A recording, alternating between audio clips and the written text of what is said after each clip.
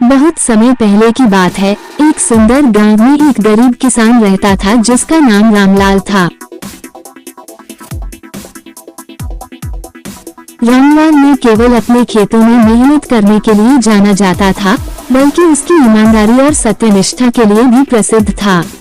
रामलाल का एक पड़ोसी था, सुरेश, जो बहुत ही चालाक और धोखेबाज था।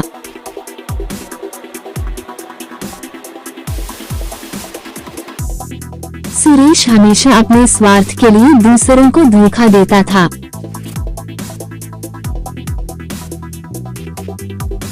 एक दिन सुरेश ने सोचा कि अगर वह रामलाल को फंसा सके तो उसके खेत भी हड़प सकता है।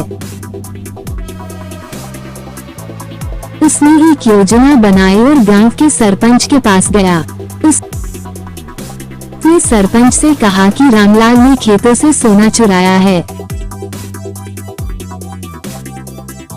सरपंच ने दोनों को बुलाया और पूछा, क्या ये बात सच है रामलाल? रामलाल ने साफ साफ कहा, नहीं सरपंच जी, मैंने कभी भी ऐसा नहीं किया। सरपंच ने तय किया कि सच्चाई का पता लगाने के लिए दोनों के खेतों की तलाशी ली जाएगी।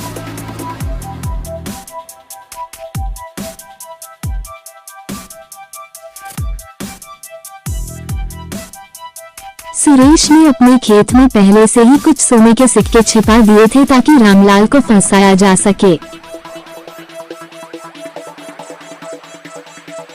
तलाशी के दौरान सरपंच को सुरेश के खेत में सोने के सिक्के मिले और उसने रामलाल को दोषी ठहराया।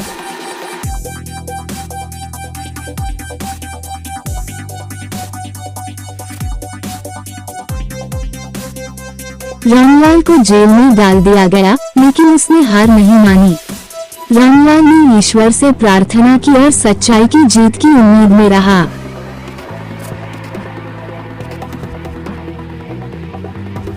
कुछ दिनों बाद गांव में एक बहुत ही बुद्धिमान व्यक्ति आया।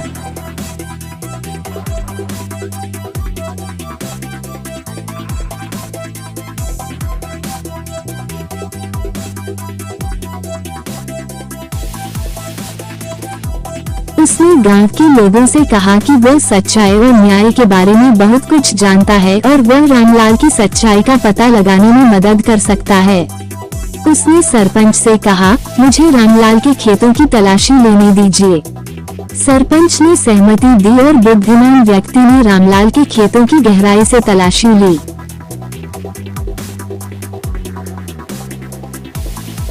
उसने पाया कि जमीन के नीचे एक पुराना बक्सा दबा हुआ था जिसमें बहुत सारे सोने के सिक्के थे।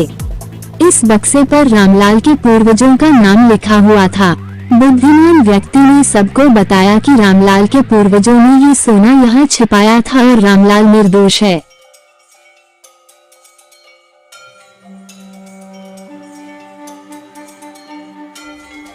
उसने सुरेश की चालबाजी का भी पर्दाफाश किया और सुरेश को सजा मिली।